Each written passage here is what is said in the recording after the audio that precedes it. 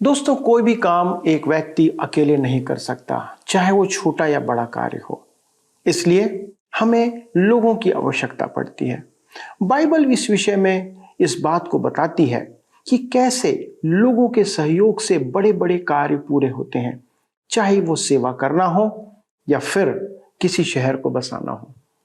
आइए इस बात को जानें कि कैसे परमेश्वर के अनुग्रह से एक बड़ा और अद्भुत कार्य नहम्याह की पुस्तक में संभव हो पाया, जबकि उस कार्य के लिए बहुत विरोध था। और इसके भेद को और गहरी बातों को यदि आप जानना चाहते हैं, यदि हां, तो मेरे साथ इस अध्ययन में शामिल हो जाइए।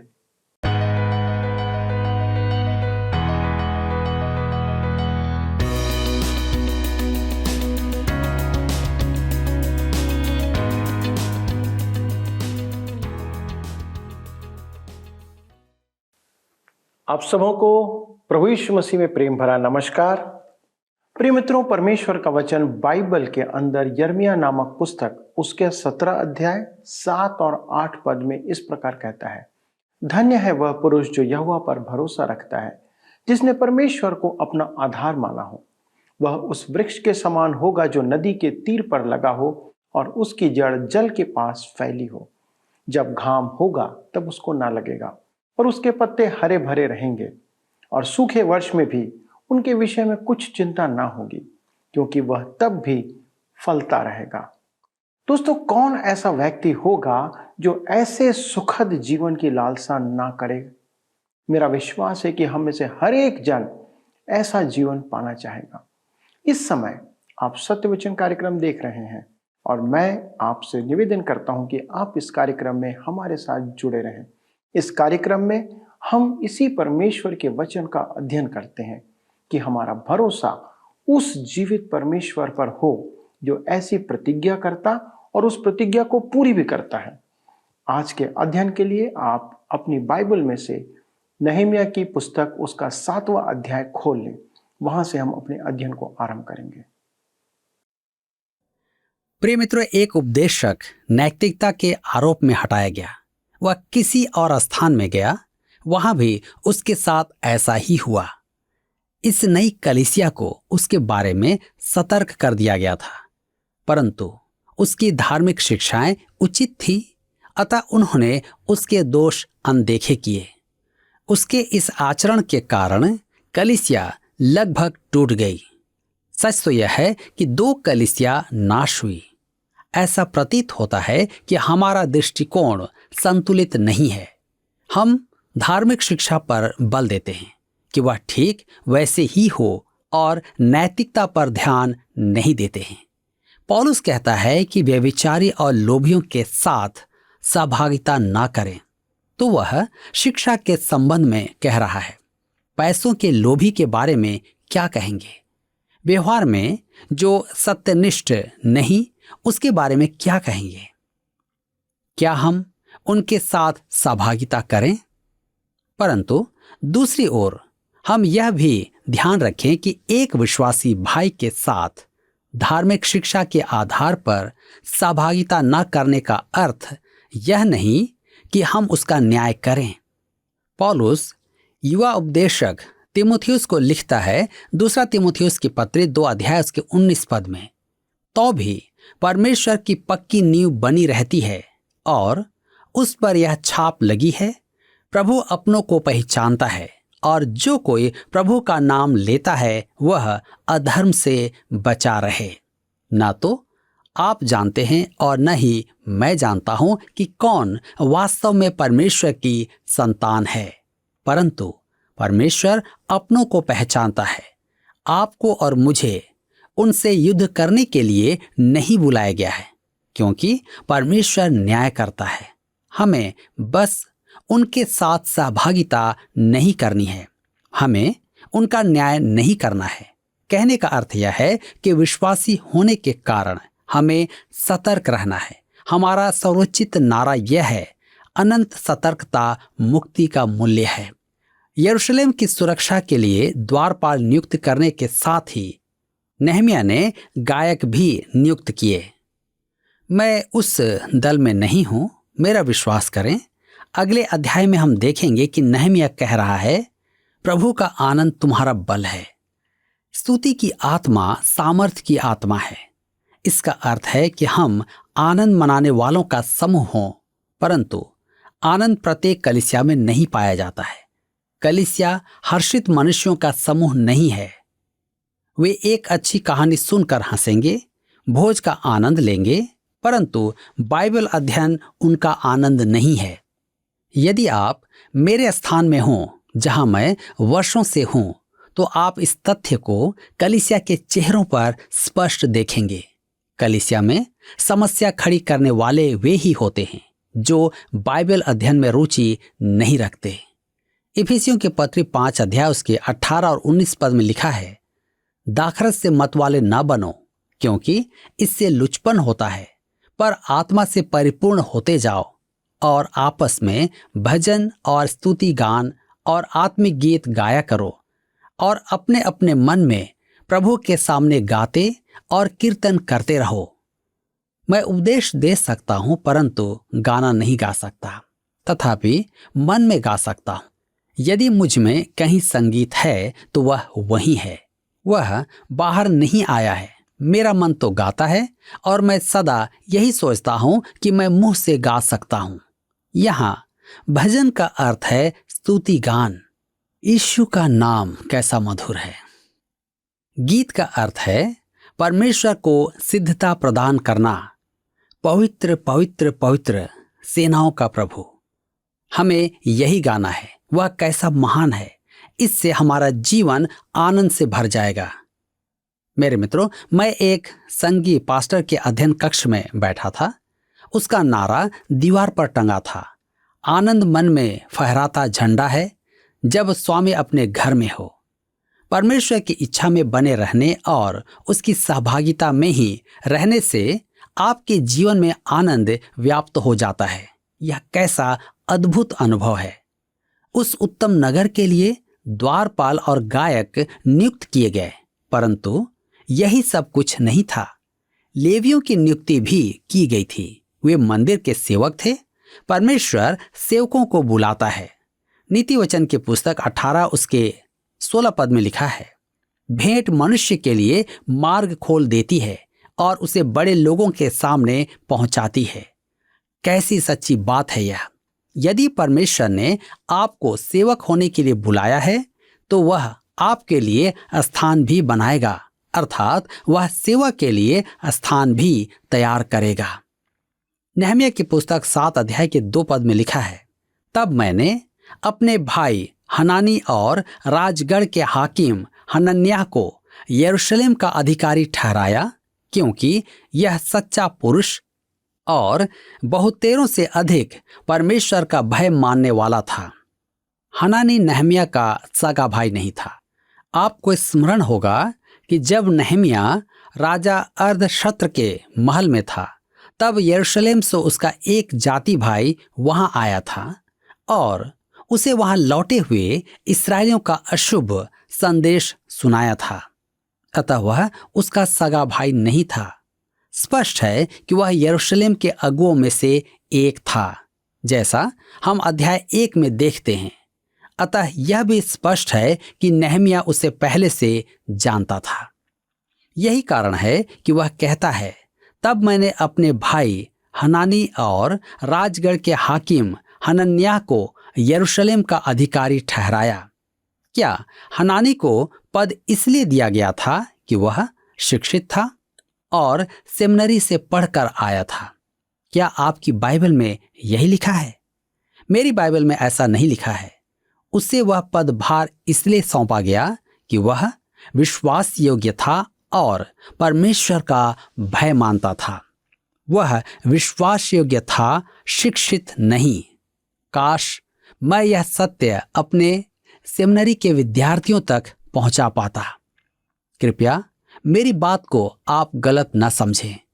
हमें शिक्षित सेवकों की आवश्यकता है, परंतु आज सेवा में अनेक जनों का चरित्र संदिग्ध है, परंतु वे शिक्षित मूर्ख हैं। सेवा में ही नहीं, अन्य स्थानों में भी परमेश्वर जो चाहता है वह विश्वास योग्यता है। पहला कुरिन्थियों की पत्री 4 अध्याय के 2 पद में पौलुस कहता है, फिर यहाँ भंडारी में यह बात देखी जाती है कि वह विश्वास योग्य हो। क्या आपका पास्टर आप पर भरोसा कर सकता है? क्या आपका संगी विश्वासी आप पर भरोसा कर सकता है? क्या आप विश्वास योग्य हैं? शिक्षा का लाभ तब ही है जब आप विश्वास योग्य सिद्ध हों। यदि आप विश्वास योग्य नहीं तो शिक्षा का कोई मूल्य नहीं। नहमीया 7 अध्याय के 3 पद में आगे लिखा हुआ है, मैंने उनसे कहा, जब तक धूप कड़ी ना हो तब तक यरूशलेम के फाटक न खोले जाएं, और जब पहरुए पहरा देते रहें तब ही फाटक बंद किए जाएं और बेड़े लगाए जाएं। फिर यरूशलेम के निवासियों में से तू रखवाले ठहरा, जो अपना अपना पहरा अपने अपने घर के सामने दिया करें। मेरे मित्रों, प्रत्येक नगर द्वार की चौकसी दिन में करना भी आवश्यक था। रात के समय कुछ भी हो सकता था, अतः सबको सतर्क रहने की आवश्यकता थी। कम से कम अपने घर की रखवाली तो सबको ही करनी थी। अतः परमेश्वर हमें हमारे परिवार के प्रति उत्तरदायी तो मानता ही है। प्रभु यीशु मसीह ने कहा था, मरकुस रचित सुसमाचार 13 अध्याय उसके 37 पद में, और जो मैं तुमसे कहता हूं वही सबसे कहता हूं, जागते रहो। प्रत्येक विश्वासी का यही स्वभाव होना है। नहमीया 7 अध्याय के 4 पद में लिखा है, नगर तो लंबा चौड़ा था, परंतु उसमें लोग थोड़े थे और घर नहीं बने थे। भीतरी पुनः निर्माण कार्य अब तक पूरा नहीं हुआ था। यह अति संभव था कि मनुष्य अपना गृह निर्माण कार्य करने में नगर की चौकसी पर ध्यान ना दे। शहर पनाह नगर द्वारों के निर्माण के समय स्थिति यह थी कि कर्मी एक हाथ में कन्नी और एक हाथ में तलवार लिए हुए थे। हमें परमेश्वर के काम में आज इसकी कैसी आवश्यकता है। इस अध्याय का शेष भाग वंशावलियों का लेखा है। आइए पढ़ें नहमीया 7 अध्याय उसके 5 से 7 पद। तब मेरे परमेश्वर ने मेरे मन में यह उपजाया कि रईसों, हाकिमों और प्रजा के लोगों को इसलिए इकट्ठा करूं कि वे अपनी अपनी वंशावली के अनुसार गिने जाएं। मुझे पहले पहल यरूशलेम को आए हुओं का वंशावली पत्र मिला, और उसमें मैंने यूं लिखा हुआ पाया, जिनको बेबीलोन का राजा नबूकदनेस्सर बंदी बना करके ले गया था, उनमें से प्रांत के जो लोग बंधुआई से छूटकर यरूशलेम और यहूदा के अपने अपने नगर को आए, वे जरुब्बाबेल, यीशु, नेहमिया, अजर्याह, रमैयाह, नहमानी, मर्दकै, बिलशान, मिस्पेरेत, बिगवै, नहुम और बाना के संग आए। यह वंशावली वही है जो कि एजरा की पुस्तक में दी गई है, अध्याय 2 में। परमेश्वर हमें यह वंशावली दूसरी बार क्यों देना चाहता है? मैं बताता हूं क्यों। परमेश्वर का वचन भजन संहिता 112 के 6 में कहता है, धर्मी का स्मरण सदा तक बना रहेगा। परमेश्वर कहता है, मैंने इन मनुष्यों को मान्यता दी है और मैं चाहता हूं कि तुम उनके नाम जानो। अतः उसने उनके नाम लिखे और फिर उसकी नकल तैयार की। मुझे बताया गया है कि कहीं कहीं पर तो 15 प्रतियां तैयार की जाती हैं।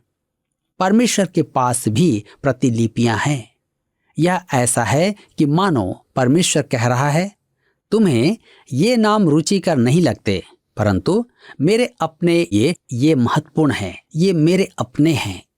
यह वंशावली परमेश्वर के स्मरण पुस्तिका का एक पृष्ठ है। इसी प्रकार धर्मशास्त्र में अन्य वंशावलियां भी हैं। उत्पत्ति की पुस्तक 49 अध्याय में 12 गोत्रों की सूची है। दूसरा शमूएल 23 अध्याय में दाऊद के शूरवीरों की सूची है।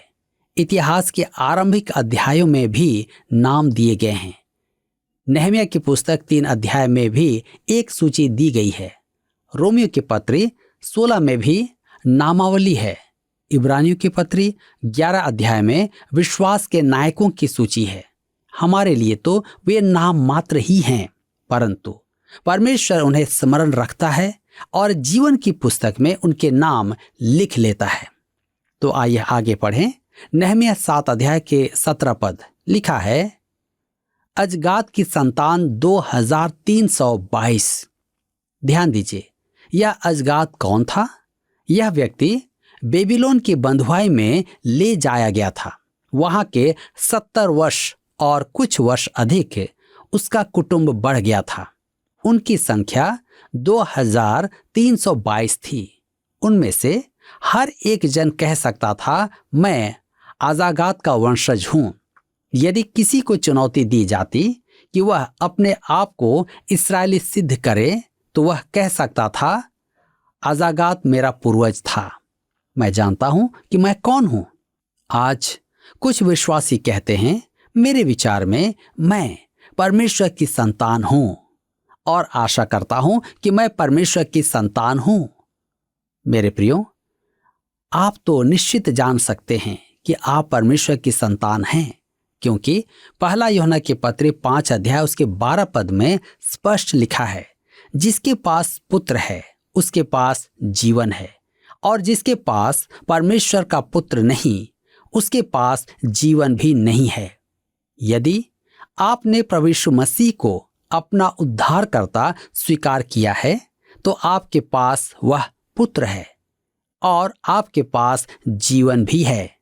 यदि आप उसकी बात पर विश्वास नहीं करते, तो आप उसे झूठा ठहराते हैं। यदि आपने प्रभु यीशु मसीह पर विश्वास किया है, तो परमेश्वर के वचन के अधिकार द्वारा आपके पास जीवन है। परमेश्वर ने यह लिख दिया है, अजगाद के वंशज कहने योग्य थे, मैं जानता हूं मैं कौन हूं। देखो, मेरा नाम यहां लिखा है। हम नहम्याह की पुस्तक 7 अध्याय के 61 पद में पढ़ते हैं, ये वे हैं जो तेल मिलह, तेल हर्षा, करूब, अदोन और इम्मेर से यरूशलेम को गए, परंतु अपने अपने पितरों के घराने और वंशावली न बता सके कि इस्राएल के हैं या नहीं। मित्रों, वहां ऐसे मनुष्य भी थे जो अपनी इस्राएली वंशावली को सिद्ध नहीं कर पाते थे। वे कहते थे, हम भी शायद इस्राएली हैं, यही हमारी आशा है और हम कोशिश भी करते हैं। सोचने से, आशा करने से और प्रयास करने से वे इस्राएली नहीं हुए। उन्हें स्पष्ट जानना था कि वे कौन हैं। वंशावली सिद्ध किए बिना उन्हें बहिष्कृत किया गया। नहम्याह की पुस्तक 7 उसके 64 में लिखा है, इन्होंने अपना अपना वंशावली पत्र अन्य वंशावली पत्रों में ढूंढा, परंतु ना पाया, इसलिए वे अशुद्ध ठहरकर याजक पद से निकाले गए। मेरे मित्रों, वे अपनी वंशावली प्रकट नहीं कर पाए। आपको उद्धार पाना ही नहीं है, आपको उसे जानना भी है। नहम्याह 7 के 65 में लिखा है, और अधिपति ने उनसे कहा कि जब तक उरीम और तुमीम धारण करने वाला कोई याजक न उठे, तब तक तुम कोई परम पवित्र वस्तु खाने न पाओगे। उस युग में उरीम और तुमीम धारण करने पर ही याजक स्वीकार्य होता था।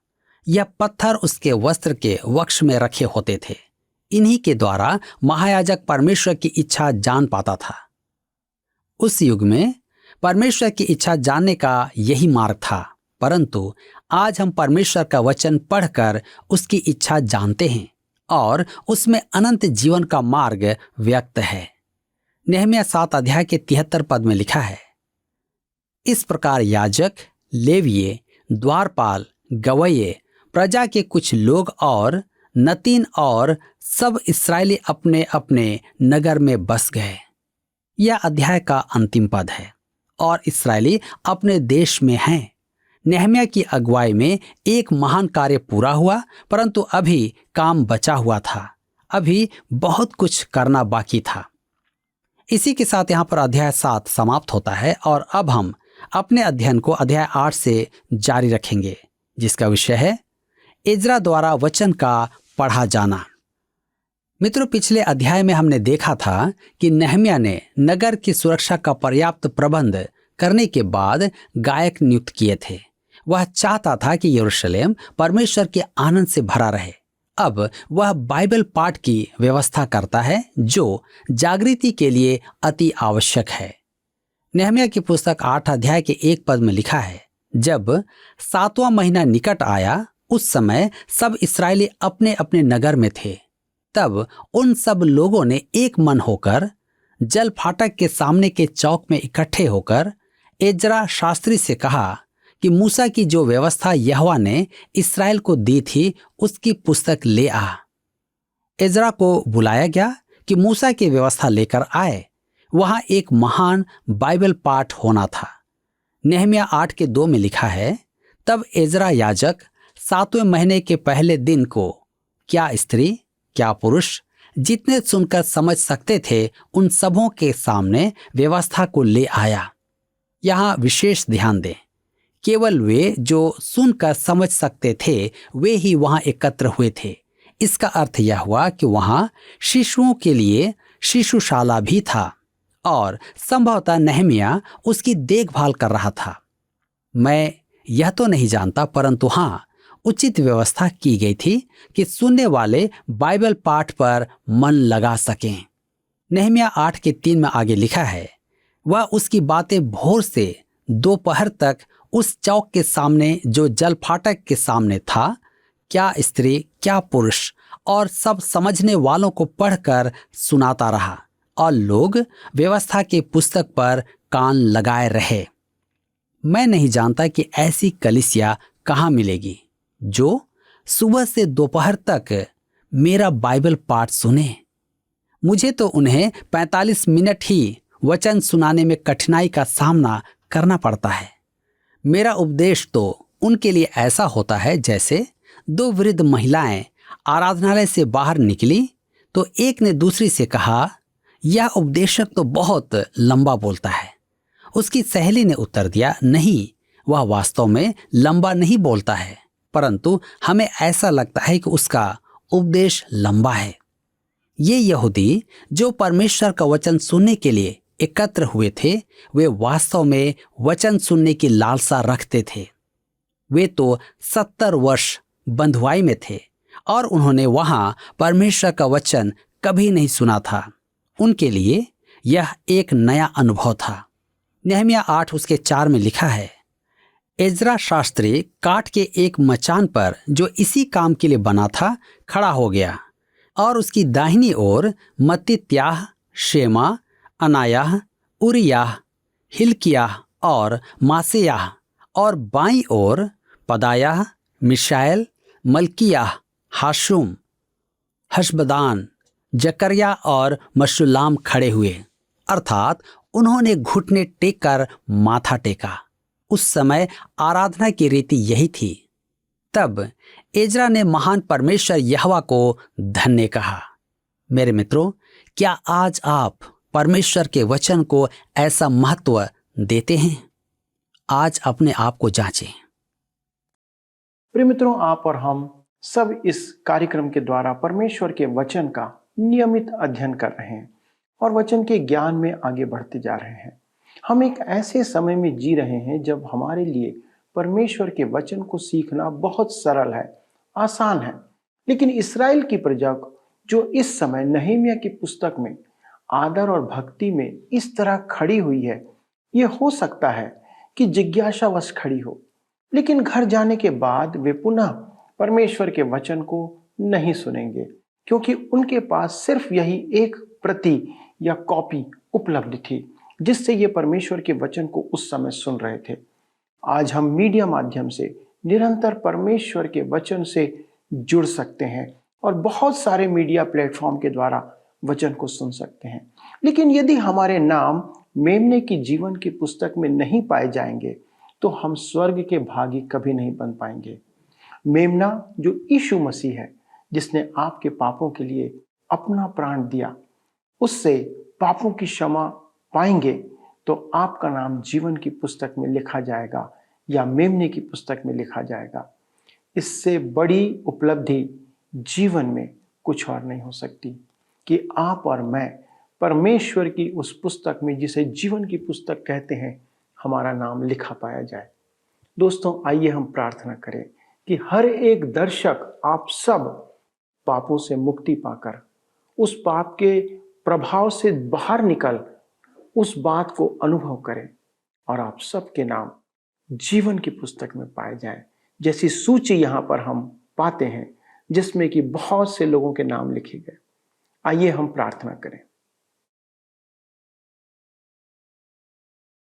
हमारे स्वर्गीय पिता, प्रभु यीशु मसीह के नाम से आपके सन्मुख आते हैं और धन्यवाद देते हैं प्रभु कि आपने उसे ना केवल वो जिम्मेदारी दी कि हमारे लिए वो पाप का बलिदान बने, परंतु प्रभु उसके बाद आपने सब कुछ उसके हाथ में कर दिया है और आज स्वर्ग में प्रवेश करने का अधिकार सिर्फ और सिर्फ प्रभु यीशु मसीह के हाथ में आपने दिया है कि जिनके नाम उस मेमने की पुस्तक में लिखे जाएंगे, जीवन की पुस्तक में लिखे जाएंगे, प्रभु वे ही उस आत्मिक संसार में प्रवेश कर पाएंगे। पिता, आपका अनुग्रह हो कि हम इन वचनों के द्वारा जीवन पाएं। हमारे सारे दर्शकों के लिए विशेष विनती करते हैं, जो इस कार्यक्रम को सुनते हैं, वचन के अध्ययन पर मनन करते हैं, प्रभु आप अनुग्रह करें कि पवित्र आत्मा उनके जीवन में कार्य करे, उनका मन प्रभु यीशु आप में बढ़ने पाए, उनका भरोसा आप में हो और वे पापों की क्षमा प्रभु यीशु मसीह में प्राप्त करें और अनेक जन इस स्वर्ग के जीवन के लिए या जीवन की पुस्तक में अपने नाम को लिखवाने के लिए तत्पर होने पाए। प्रभु आप में यह संभव है, आप ऐसा कर सकते हैं, इसलिए ये विनती हम आपके सन्मुख हमारे उद्धारकर्ता यीशु के नाम से रखते हैं और मांगते हैं, इसलिए अपनी महिमा के लिए सुने और ग्रहण करें। आमीन। प्रिय दोस्तों, आज के अध्ययन के द्वारा मैं उम्मीद करता हूं कि आपने परमेश्वर की नजदीकी को महसूस किया होगा और एक अद्भुत शिक्षा हमने प्राप्त की। यदि आप इस विषय में और कुछ ज़्यादा जानना चाहते हैं तो हमसे संपर्क करें। जी हाँ, फ़ोन, SMS या फिर पत्र। इसके अतिरिक्त यदि आप आज हमारे साथ जुड़े हैं और आप हमें बताना चाहते हैं कि आज आप हमारे साथ जुड़े हुए हैं, तो फ़ोन उठाइए, एक मिस कॉल कीजिए ताकि हमें पता चलने पाए। परमेश्वर आपको अनेक आशीषों से परिपूर्ण करें और जी हाँ, परमेश्वर के साथ चलते रहें। पिछले अध्ययन के प्रश्न का उत्तर है ए, नतनएल। कल के अध्ययन में नेहेमिया की तुलना नए नियम के छल रहित चरित्र नतनएल के साथ की गई थी। आज का प्रश्न है, हनानी जो यरूशलेम का अधिकारी ठहराया गया वह नेहेमिया का खाली स्थान था। ए, सगा भाई था, बी, सगा भाई नहीं था। मित्रों, इस प्रश्न का उत्तर हमें कल सुबह 6 बजे से पहले विकल्प A, B के साथ अपना नाम, पता, स्थान के साथ 9651433397 पर SMS या WhatsApp करें। सभी विजेताओं को विशेष पुरस्कार प्रदान किए जाएंगे। धन्यवाद। क्या आपको यह कार्यक्रम पसंद आया? अभी हमें एक मिस कॉल करें और आप अगले विजेता हो सकते हैं।